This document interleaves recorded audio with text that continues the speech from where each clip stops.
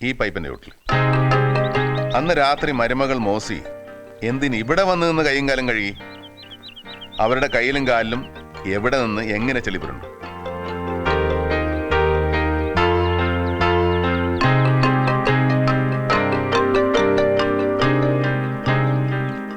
ഇവിടെ എവിടെയോ നിധി കിടപ്പുണ്ടോന്ന് എനിക്കൊരു സംശയം. നിധിയോ?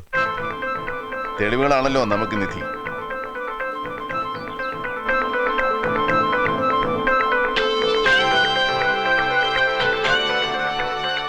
അവരെ പെർമിഷൻ ചോദിച്ചിട്ട് കുഴിക്കാവൂ. അത്രേ ഉള്ളൂ സർ. ആവശ്യത്തിന് ജോലിക്കാരെയും അസിസ്റ്റൻസും നമ്മുടെ ഓഫീസിൽ നിന്ന് ആളുകളെ വിളിച്ചോളൂ sir. In the main time എനിക്കും ഗണേശനും വേറൊരു ചെറിയ ജോലിയുണ്ട്. ഡോക്ടർ വിജയലക്ഷ്മിയെ കാണാൻ ടൈമായിരിക്കുന്നു. കമാ.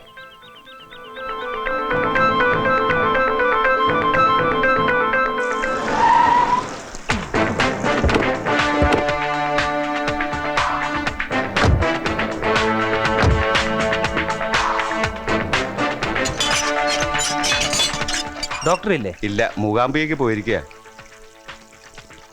ദൈവം പരാതിക്കാരനായ കേസായതുകൊണ്ടാവണം തേടുന്നവരൊക്കെ വേളാങ്കണ്ണിക്ക് മൂകാംബികയൊക്കെ പോയിരിക്കുന്നത്. എന്ന് വരും മാഡം? അറിയില്ല സർ. വരുന്നവരെ ചെടി ഇങ്ങനെ നനച്ചുകൊണ്ട് നിൽക്കണം കേട്ടോ. ആ, ഗണേശനെ ഞാൻ ഇവിടെ വിട്ടിട്ട് പോവാണ്. ഇനി നമ്മൾ തമ്മിൽ കാണുമ്പോൾ ഡോക്ടർ ഗണേശന്റെ കസ്റ്റഡിയിൽ ഉണ്ടാവണം. എന്തെങ്കിലും അസിസ്റ്റൻസ് ആവശ്യമുണ്ടെങ്കിൽ ഓഫീസിൽ നിന്ന് വരുത്തിക്കോളൂ സർ.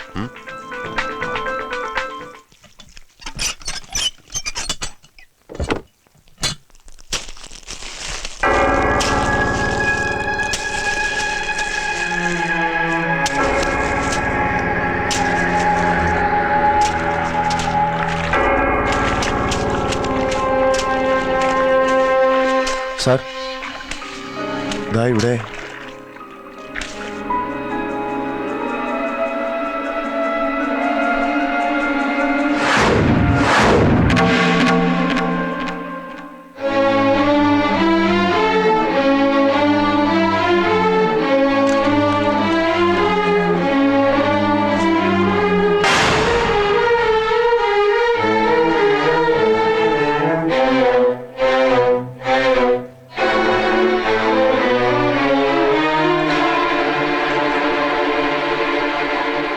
ഞാനൊരു സാരി മാത്രമേ പ്രതീക്ഷിച്ചുള്ളൂ. ദൈവം നമുക്കൊരു ജുബ്ബയും പൊട്ടിയ മാലയും തന്നു. മാലയുടെയും ജുബ്ബയുടെയും ഉടമസ്ഥനെ കണ്ടുപിടിക്കാൻ ഒരു മാസ് ഐഡന്റിഫിക്കേഷൻ ഏർപ്പാട് ചെയ്യണം. നമുക്ക് സംശയമുള്ളവർ അന്ന് CBIക്കും പോലീസിനും മൊഴി നൽകിയവർ ഉൾപ്പെടെ എല്ലാവരും ഉണ്ടാവണം സർ.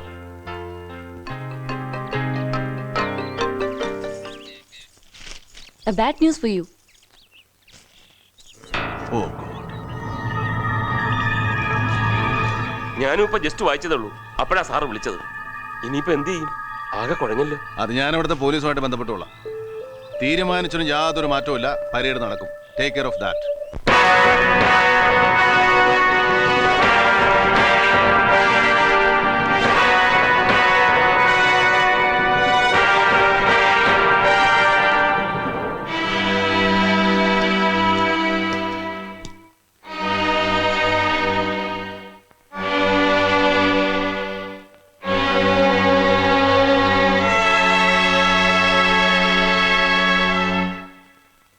വർഷങ്ങൾക്ക് മുമ്പ് നാദാമംഗലത്തുണ്ടായ സംഭവത്തെക്കുറിച്ച് ഒരു പുനരന്വേഷണം നടത്താനുണ്ടായ സാഹചര്യവും തുടർന്നുണ്ടായ ചില കണ്ടെത്തലുകളുടെ രത്നച്ചുരുക്കവും നിങ്ങൾ അറിഞ്ഞു കഴിഞ്ഞു. ഇനി ഈ അന്വേഷണം മുന്നോട്ട് പോകണമെങ്കിൽ ഈ ജുബ്ബയുടെയും ഈ മാലയുടെയും ഉടമസ്ഥനെ കണ്ടുപിടിക്കേണ്ടിയിരിക്കുന്നു.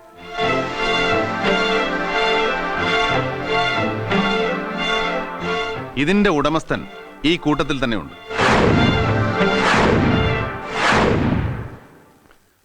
ഗണേഷ്. സർ.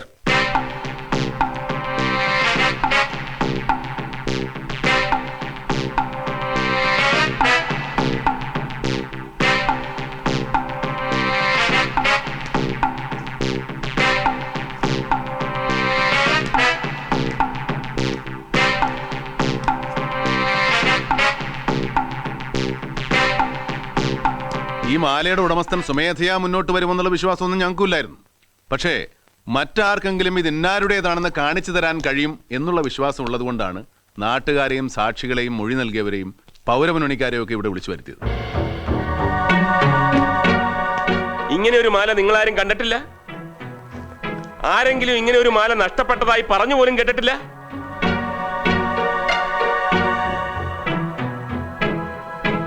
പ്ലീസ്, വലിയൊരു സത്യം തെളിയിക്കാനുള്ള ബദ്ധപ്പാടിലാണ് ഞങ്ങൾ. നിർബന്ധിക്കണ്ട. നിർബന്ധിച്ചാലും പറയാൻ പോകുന്നില്ല. എന്ന് വെച്ച് നമുക്കങ്ങനെ വിട്ടുകളയാൻ പറ്റില്ലല്ലോ. കേസ് തെളിയിക്കണ്ടേ? Sir, sir, sir.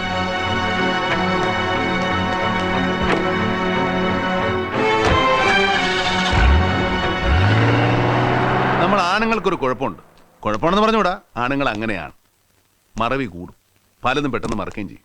പക്ഷേ ഇക്കാര്യത്തിൽ പെണ്ണുങ്ങൾ നേരെ മറിച്ച ഓർമ്മ കൂടും, പെട്ടെന്ന് മറക്കുകയുമില്ല. പ്രത്യേകിച്ചും നഷ്ടപ്പെട്ടത് വിലപിടിപ്പുള്ളത് എന്തെങ്കിലും ആണെങ്കിൽ. ഞങ്ങൾക്ക് സംശയമുള്ള ചില വീടുകളിലെ സ്ത്രീകളോട് തിരക്കാൻ വേണ്ടിയാണ് മിസ്റ്റർ ചാക്കോ ഇപ്പോൾ ആ മാലയുമായിട്ട് പോയിരിക്കുന്നത്.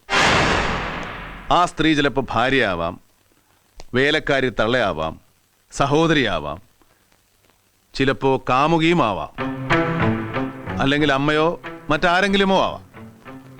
ചാക്കോ മടങ്ങി വരുന്നതുവരെ ഇവിടെ നിന്ന് ആരെയും പോകാൻ അനുവദിക്കുന്നതല്ല. അസൗകര്യത്തിന് മാപ്പ് ചോദിക്കുന്നു.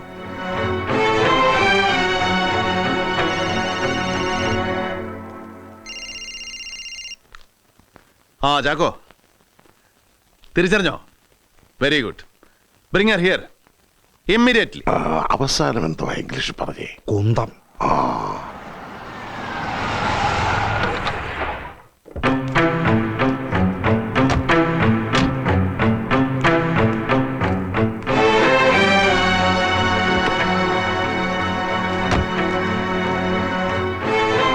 ചേട്ടാ, മാല കിട്ടി.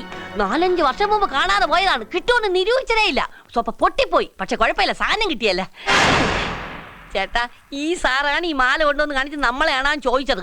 ഏതോ കള്ളനെ പിടിച്ചപ്പോ കൂട്ടത്തിൽ അയാൾ നമ്മളെ മാലയെ പണ്ട് മോട്ടിച്ചിട്ടുണ്ടെന്ന് സമ്മതിച്ചെന്ന്. ഏത് മാല? എപ്പോ പോയി? ആര് പൊട്ടിച്ചു? ഇത്ര ഒട്ടൊക്കെ മറന്നുപോയാ? ചേട്ടാ, അന്ന് രാത്രി പള്ളി പെരുന്നാളിന് നാടകം കാണാൻ പോയിട്ട് വന്ന് എന്നോട് പറഞ്ഞില്ലേ എന്റെ മാല കാണാനില്ല, ആരോ പൊട്ടിച്ചെടുത്തതാണെന്ന്. അന്നേ ഞാൻ ദേവിക്ക് വഴിപാട് നേർന്നയാണ്. മറന്നുപോയേട്ടാ? ആണുങ്ങളായാൽ ചിലപ്പോൾ മറന്നിരിക്കും. പേരെന്താന്നാ പറഞ്ഞേ? വിജയമ്മ. ആ മാല ഇങ്ങ് തന്നേക്കും. വിജയമ്മ ഇനി പോയിക്കോളൂ, മാല അങ്ങ് എത്തിച്ചേക്കാം. ചേട്ടന്റെ കൊടുത്തയച്ചാ മതി. വേഗം വന്നേക്കണേ. വരട്ടാ. ഓ, നമ്മൾ ചോദിക്കാതെ തന്നെ സത്യം നമ്മളെ തേടി വന്ന് കണ്ടില്ലേ? മാല, രാത്രി, പള്ളിപ്പെരുന്നാള്, നാടകം ഒക്കെ കണക്റ്റഡ് ആയില്ലേ? That's it. കഴിഞ്ഞ 48 മണിക്കൂർ മുമ്പ് വരെ മണി ഞങ്ങളുടെ ലിസ്റ്റിലില്ലായിരുന്നു. ഒരു സംശയവുമില്ലായിരുന്നു. അന്ന് രാത്രി മണിയുടെ കടയിൽ ഞങ്ങൾ വന്നപ്പോൾ പറഞ്ഞ ഒരു ചെറിയ നുണ, ഒരു പ്രയോജനമില്ലാത്തൊരു നുണ, ഈ കേസിന്റെ വളരെ സുപ്രധാനമായ ഒരു ടേണിംഗ് പോയിന്റായി. അതുകൊണ്ടാണ് മാലയുടെ ഉടമയെ തേടി പോകുന്ന കൂട്ടത്തിൽ മണിയുടെ വീട്ടിലൊന്ന് കയറാൻ ഞാൻ പറഞ്ഞത്. ആ ഡെവലപ്മെന്റ്സിനെ കുറിച്ചൊക്കെ നമുക്ക് പിന്നീട് വിശദീകരിക്കാം. ആദ്യം മാലയുടെ കഥ പറ. ഈ ജുബ്ബയും മാലയും സാരിയും ടോർച്ചും ഒക്കെ എങ്ങനെ മണ്ണിനടിയിൽ വന്നു, ആര് കുഴിച്ചിട്ടു എന്നൊക്കെ മണിയുടെ വായിൽ നിന്ന് തന്നെ ഞങ്ങൾക്ക് കേൾക്കണം. ഈ ജുബ്ബയും മാലയും ഞാൻ കണ്ടിട്ടില്ല, എന്റേതല്ല എന്നൊക്കെ വാദിച്ച് തടിതപ്പാൻ ശ്രമിച്ചാൽ നടക്കില്ല. സ്വന്തം ഭാര്യ തന്നെ നൽകിയ തെളിവിന് മേൽ മറ്റൊന്നും നിലനിൽക്കില്ല. അതുകൊണ്ട് വേഗം പാടാൻ തുടങ്ങിക്കോ മണി. കഥയൊക്കെ ഏതാണ്ട് ഞങ്ങൾ ഊഹിച്ചു കഴിഞ്ഞു. പക്ഷെ അത് താൻ തന്നെ പറഞ്ഞു കേൾക്കണം. ബുദ്ധിമുട്ടുണ്ടെങ്കിൽ ഞാൻ തുടങ്ങിത്തരാം. മാണിക്കുഞ്ഞ് സാറിന്റെ കുടുംബവും ഞാനും തമ്മിൽ വർഷങ്ങളായ അടുത്ത ബന്ധമുണ്ട്. ആ ബന്ധം എങ്ങനെ വഷളായി അത് മാത്രം അറിഞ്ഞാൽ മതി ഞങ്ങൾക്ക്.